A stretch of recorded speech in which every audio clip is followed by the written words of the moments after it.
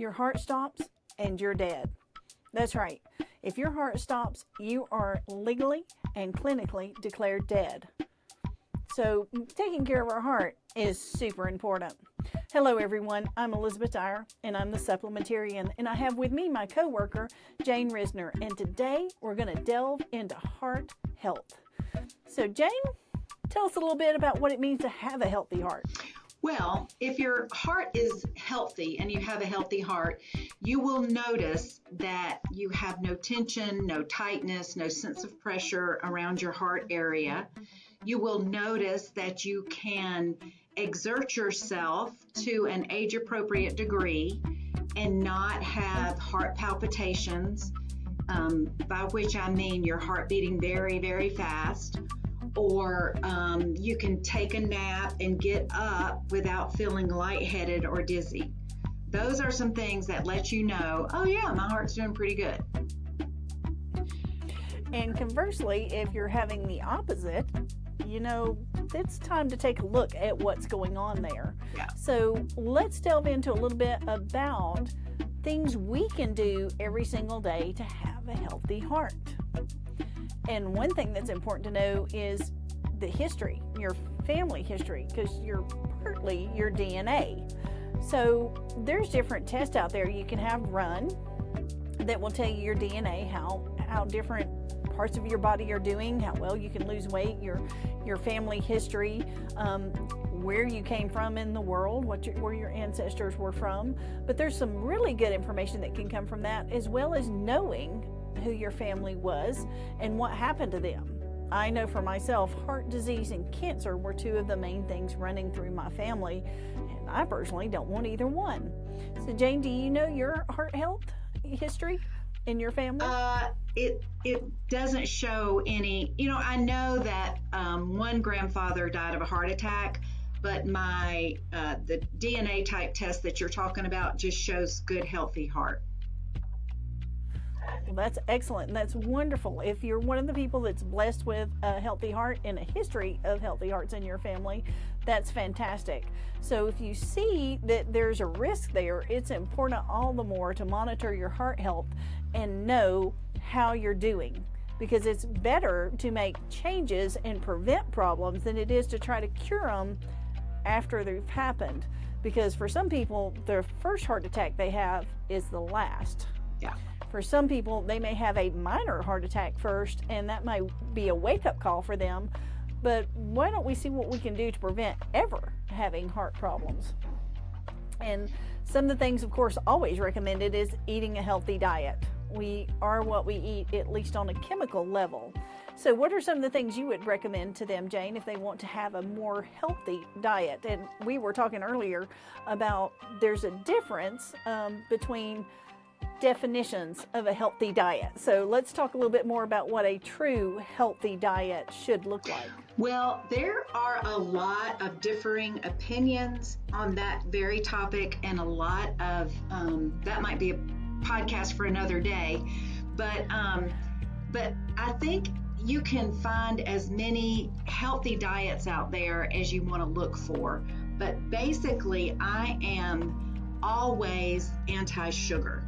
I think if you're going to eat sugar or things that tend to turn to sugar in your body, you are going to adversely affect all your organs. And so a lot of people think it's very healthy to eat just the vegetarian, just the fruits and vegetables. And a lot of people think it's more healthy to eat more protein and fat. It's just, there's a diverse collection of what might feel good to you and what you might find to be right. Also, what your doctor might recommend. They might recommend something different than what I might recommend for myself. But I think it's important to look at your diet, and it's important to look at ingredients. It's important to look at how much salt or how much sugar you consume in a day, if you consume salt and sugar. Or the table salt that I'm talking about. I'm not talking about, we have very healthy salt here. If you buy salt from us, you really don't have to worry about it that much. But table salt, I think about how much you're getting of that. But what you do have to do is judge by what makes your body function the best and clean your diet up from what we call junk food and what is known carcinogens and sugar. That's my opinion. But there's a lot of opinions out there, so. Absolutely. And the truth is, the healthiest diet you can eat is the healthiest diet you will eat. So Yes. you've got to decide for Yes. yourself, like, and you may say, hey, I like sugar. I'm going to have a sweet treat once a week. But that's a big difference between saying once a week I'm going to allow myself something to I'm going to have it every single day, or every single meal is even worse. So Yeah. it's all about putting limitations on ourselves for things that are adversely affecting us and reducing that as much as we can and as much as we're willing to, and then add in things that make us feel our best. And one thing Jayne hit on is what's best for me may not be what's best for her or best for somebody else. So you got to find the healthiest diet that makes you feel the best and that you're willing to stick to, because if you don't stick to it, it's not going to make a difference. No. And even just depending on your personality type, but even just moving toward the diet that you think is good for you is way better than just staying where you are if you're in a bad food relationship. So it's never a good idea to just stay in a place where I wish I didn't drink Coke every day. I wish I didn't smoke cigarettes. I wish I didn't, whatever it is. I wish I didn't eat this chocolate, whatever, from McDonald's every day. If you wish you didn't, then take a little baby step each week or each month or whatever you can do to just move in the direction you want to go. It's so much better that way. Yeah, and an important thing to note is if something's addictive, you may just want to give it up cold turkey. Like for me, when I was drinking a whole lot of colas, I had to quit cold turkey. And for 2 weeks, it was really, really hard. And once I passed that 2 weeks of not having any, it got easier and easier and easier. And now it's been 14 years and I've not had a cola to drink, and I don't miss them at all. Yeah. I have much healthier options with my green teas and my herbal teas and my water and even occasional cup of coffee. They're much healthier choices than the colas I used to drink. So it can be done. I can tell you it absolutely can be done. And I would actually be ashamed to tell you how many colas I used to drink.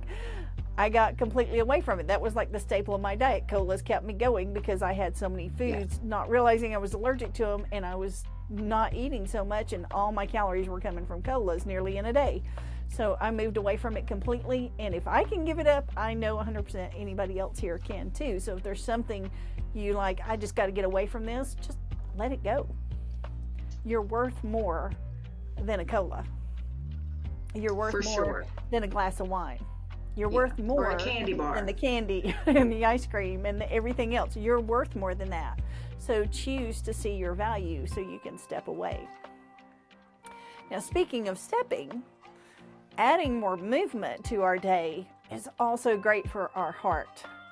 The more we get the blood flowing, the harder our heart is working. It's actually improving it. Just like we go out and exercise and we tear our muscles to regain strength, the more we make our heart pump, the stronger it can be.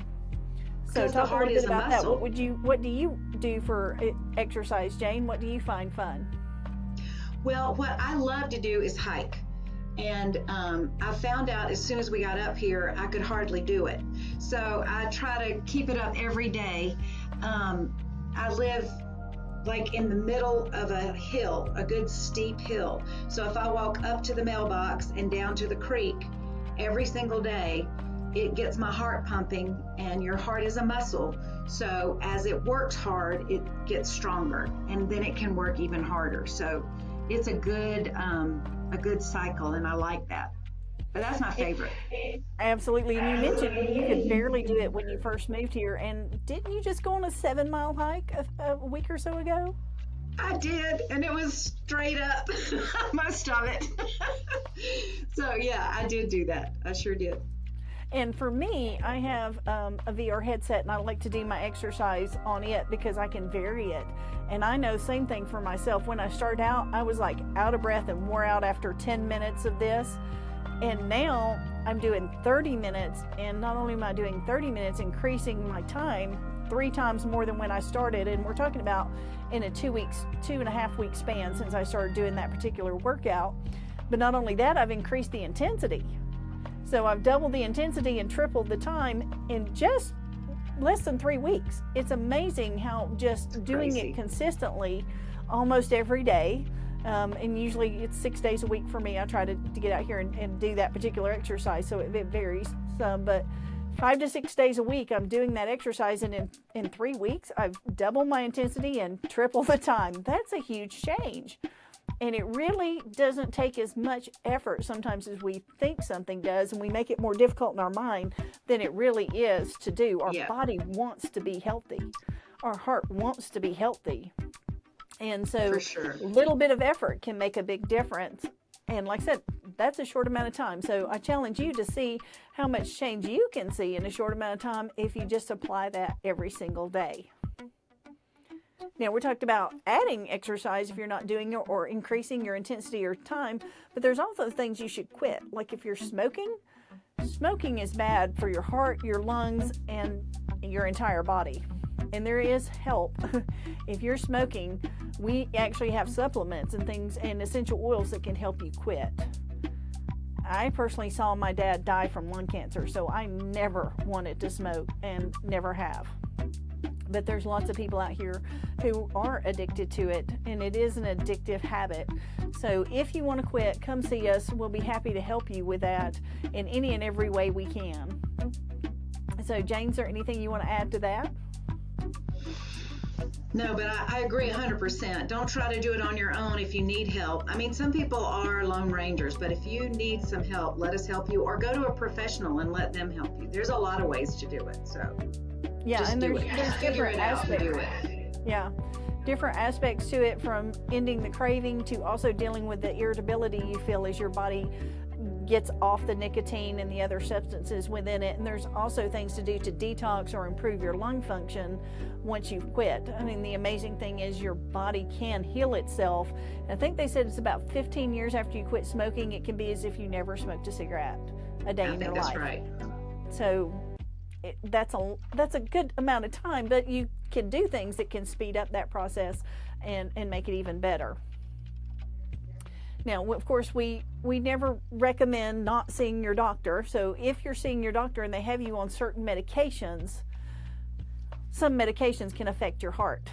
Even the ones that are designed to help your heart can have some adverse effects long term. Something like statins, for example, can actually affect your cardiovascular system in other ways by weakening, I believe it is, the blood vessels. Is that correct, Jayne? Yeah, and the muscles. Statin drugs can affect your muscles, which again, we forget the heart is a muscle. And so a lot of people get muscle cramping and muscle pain with statin drugs. And if you do, you can take some CoQ10 with that, and it usually helps to counterbalance the effects of the statin drug.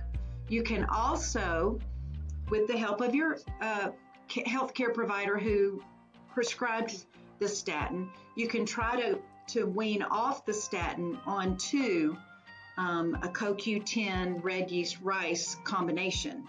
So there are alternatives to statins in the natural world, but if your physician has already prescribed a medication, then you need to work with that person to come off of that medication. That's really important. Absolutely. And of course, we talked about this before, as far as like what we drink matters as well as what we eat. So we know sodas and things are bad, but do you drink water? If you don't drink water, I'd highly suggest adding quite a bit of that to your diet. Water you have to get on the water train. Yes, absolutely. And if you have trouble drinking water, we do have non-sugary flavorings you can add to your water to make it more palatable as you're getting used to drinking more fluids. And the feeling of being hydrated is amazing when you get used to it. And if you ever feel, then you'll realize, wow, you might have been dehydrated a lot if you were drinking a lot of colas, and then suddenly you're drinking water. It's like, whoa, my whole body feels different, because your body is functioning at a better level, a healthier level, and that can make big changes for you in your health. Another thing we always recommend is to keep your blood pressure in check.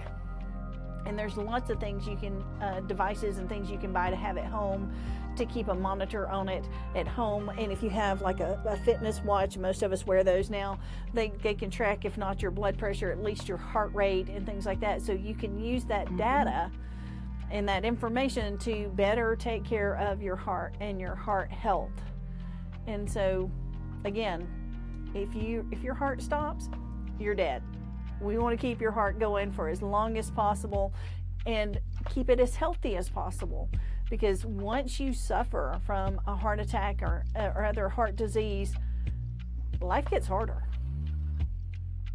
Eating gets harder. Exercise gets harder. Everything about life gets harder. And the more we can do to prevent that, the better life we can live. So Jayne, anything else you want to add before we close on this? I think that covers it in my mind. So again, we just want to celebrate a healthy heart here for the month of February, which is Heart Health Month, and hope and pray you have a healthy heart, and come see us if there's anything you need to add or take away from your diet or your lifestyle to make having a healthy heart easier. We look forward to joining you next time on the next episode of the Supplementarian.